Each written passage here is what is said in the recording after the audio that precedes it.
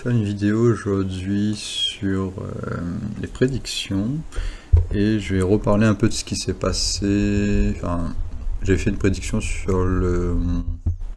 comment ça s'appelle? Sur la Saint-Valentin qui se passe le 14 et j'avais dit certaines choses comme quoi le 14 on se sentirait bien mais vers le soir vers 8h. Et j'avais parlé aussi de la tendance qu'il y avait avant. Donc ce qui s'était passé était assez difficile en fait. Enfin, ce qui va se passer, ce n'est pas encore complètement passé. Donc, si on revient en arrière, bon, je vais mettre l'autre chart, on voit mieux les signes. Et il y a ça qui me gêne. C'est très difficile de faire des vidéos en ce moment, je sais pas pourquoi. Je pense parce que Mars, il y a un problème à ce niveau-là aussi, parce que j'arrive pas à faire des vidéos aussi facilement que d'habitude. Et ça, je l'avais aussi expliqué, mais je vais pas aller là-dessus. Du coup, en ce moment, la Lune, on est le 12, donc je vais mettre la date d'aujourd'hui, le matin. Donc je voulais faire cette vidéo-là ce matin. Le seul problème, c'est que la dernière fois quand j'ai fait les prédictions, j'ai parlé que des signes. J'ai pas parlé des maisons. J'ai dit qu'il va y avoir une sorte de dépression quand la Lune est à côté de Saturne. Et actuellement, enfin moi j'ai senti passer hier soir, donc j'étais très mal. Et même là, si je souris un peu, je sens, enfin c'est faux, je sais que c'est faux, c'est parce que j'essaye de me forcer à aller bien, mais je sais qu'intérieurement ça va pas du tout.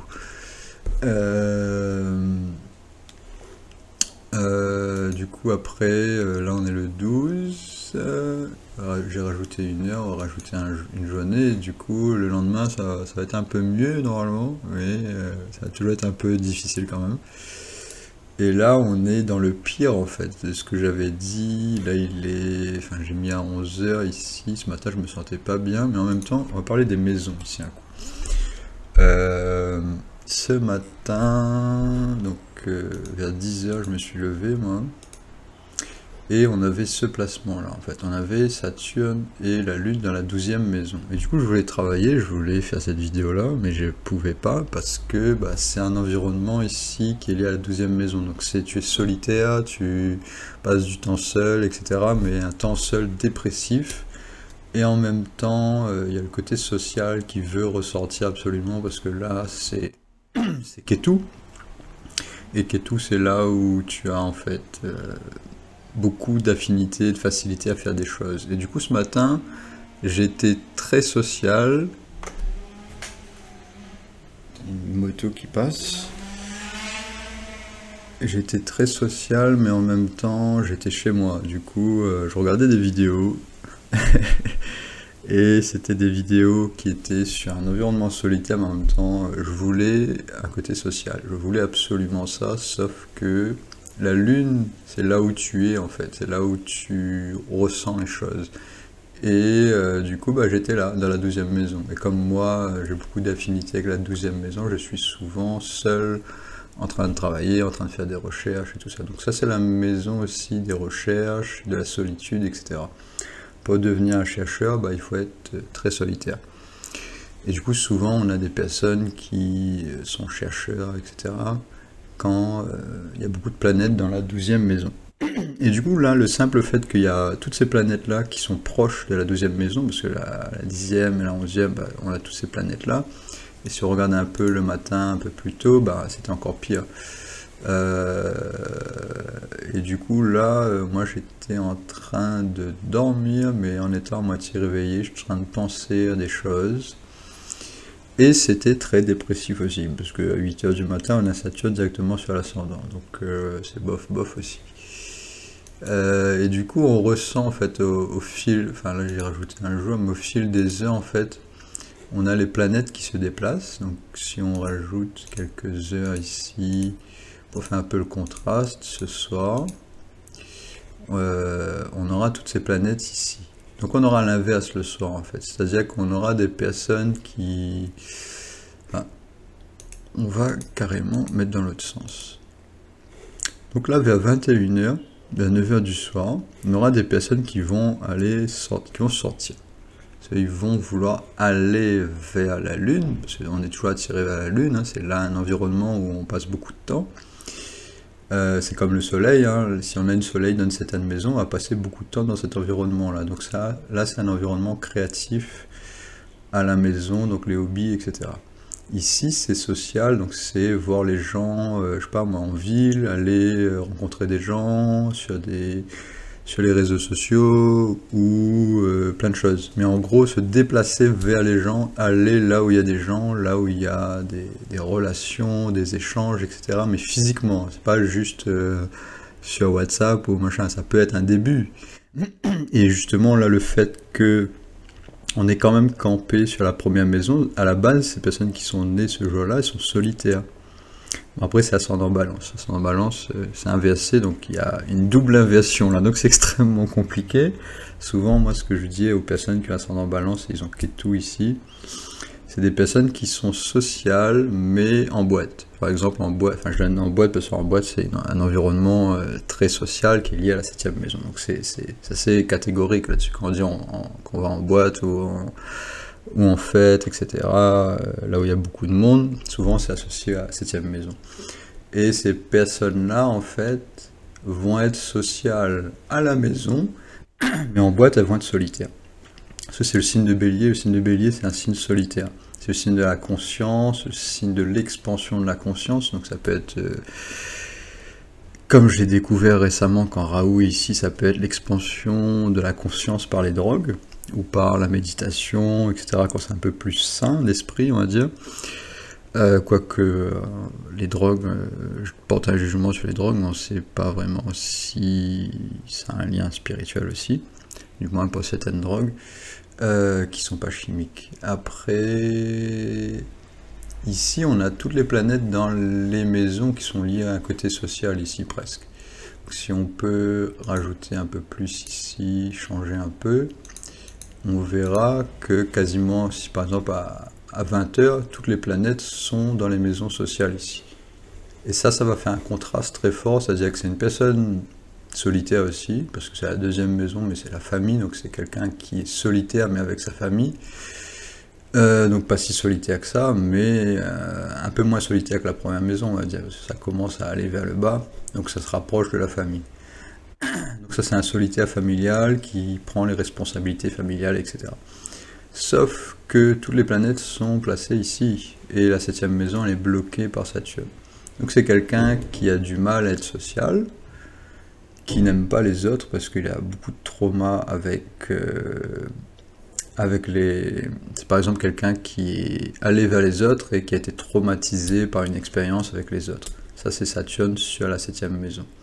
Donc dans le signe de Poisson, c'est une expérience traumatique spirituelle. Donc je sais pas, par exemple, il est allé dans un groupe de yoga, par exemple, je sais pas moi, il s'est plié la jambe, il s'est cassé, il s'est tordu, par exemple, en faisant du yoga, et c'est un professeur qui lui a demandé de faire ça, et du coup, il a plus confiance dans le côté spirituel des professeurs.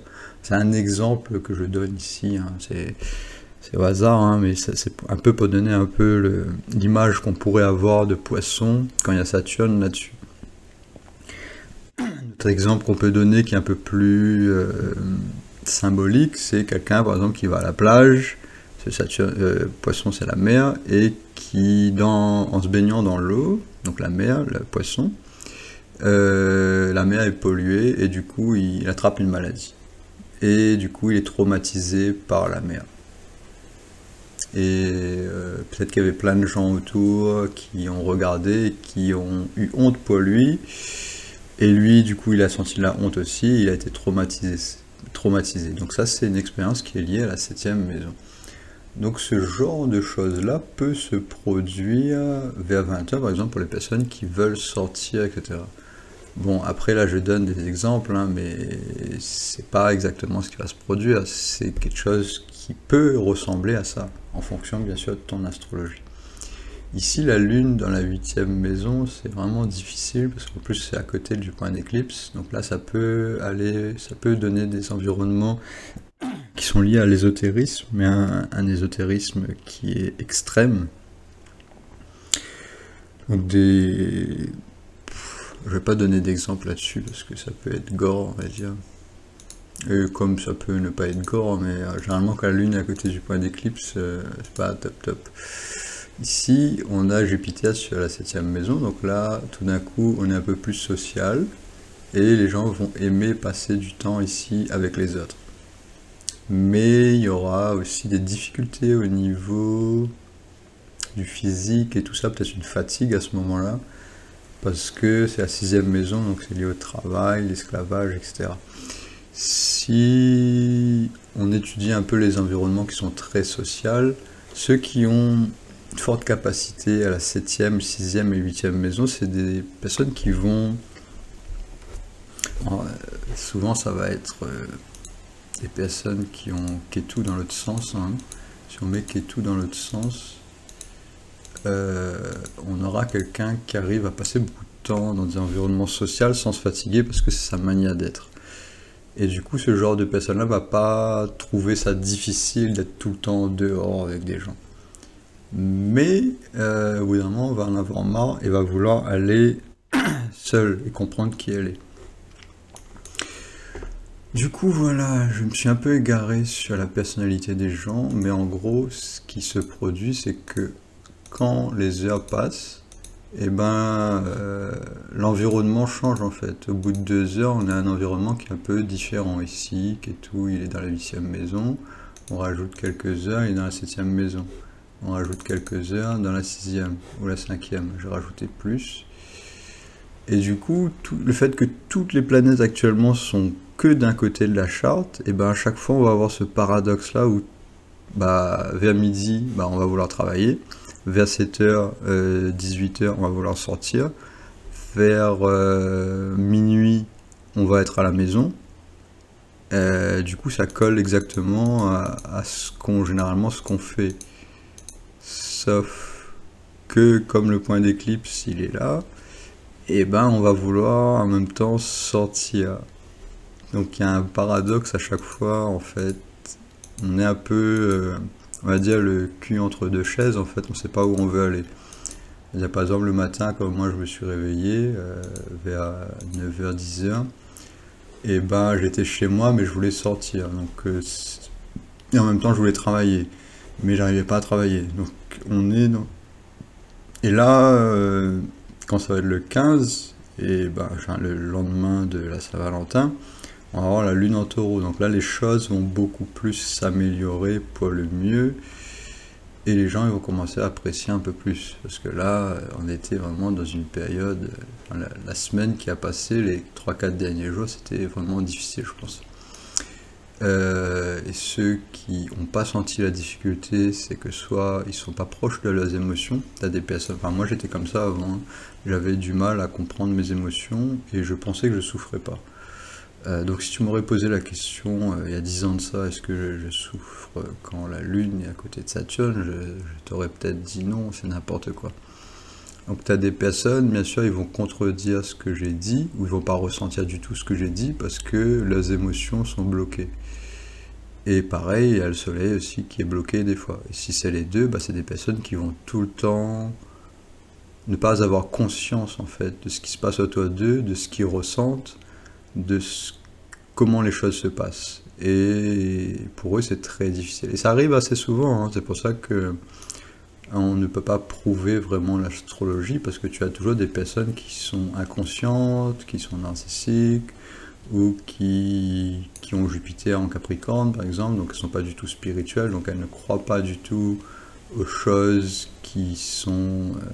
pas de l'invisible, hein, parce qu'on peut le prouver, et les planètes sont visibles, mais c'est juste qu'ils ont des difficultés à faire confiance en fait aux autres. Et Jupiter, c'est la planète de la confiance en fait. Les personnes qui ont un Jupiter très fort, ils vont tellement avoir confiance en eux que des fois ça va être maladif. Par exemple, Macron, lui, son Jupiter, il est tellement fort que c'est un problème en fait. Et parce que une planète qui est exaltée, Macron, il a Jupiter en Cancer, et c'est dans la 7e maison, donc c'est pas bien placé dans la 7e maison, donc ça empire les choses. Mais le fait d'avoir un Jupiter qui est exalté et qui est mal placé, ça va souvent donner des personnes qui sont extrémistes religieux. Si la planète en question est liée à Jupiter, ça va être un extrémiste religieux. Si c'est la Lune, par exemple la Lune est en Taureau, mais elle est dans la 10e maison, ça va être des personnes qui sont beaucoup dans les émotions, mais au travail. Et du coup, quand tu es au travail, eh ben, c'est pas forcément l'environnement où tu as besoin de montrer tes émotions, parce que les gens, ils sont assez... Bon, après, ça dépend du travail que tu fais, bien sûr. Mais en général, au travail, c'est plus à côté dur qu'on fait ressortir et on ne montre pas tout le temps ses émotions. Quelqu'un qui a la Lune dans la 10e maison, en Taureau, va vouloir tout le temps montrer ses émotions alors que c'est pas le bon moment pour les montrer. Le montrer, généralement, c'est le soir, quand on est avec sa famille, etc., ou ses amis. Donc la Lune dans la 4e maison. Donc, ce genre de choses-là se produit tous les jours aussi. C'est-à-dire que, par exemple, là, vers midi, si on avance un peu, quand le soleil est au zénith, j'ai avancé les jours, donc c'est pour ça que ça n'a pas fait rien. Ici, on va revenir une semaine en arrière parce qu'il y a Saturne à côté. Et je veux pas qu'il y ait Saturne à côté, parce que sinon ça va être plus compliqué à expliquer. Par exemple ici, quand le soleil il est dans la 10e maison, bah, on a envie de travailler. Et le soleil, c'est pas les émotions, c'est l'activité. Donc les personnes qui ont le soleil dans la 10e maison, ils sont actifs. Et voilà, là c'est une bonne... c'est la manière la plus naturelle de travailler, c'est d'être actif et de pas forcément penser à ses émotions. Bon, ça veut pas dire que t'as pas d'émotions, hein, mais c'est juste plus facile en fait, dans cet environnement-là, d'utiliser la force masculine du soleil. Et là, Jupiter, il est sur l'ascendant. Donc là, les gens ils vont se sentir spirituellement confiants. Donc ils vont avoir de l'espoir, en fait. Ils vont avoir de l'espoir dans l'avenir. Après, Jupiter n'est pas forcément le mieux placé dans le signe de Taureau. Malheureusement. Mais on peut pas tout est parfait. Du coup, voilà pour cette vidéo. Merci d'avoir écouté et à la prochaine.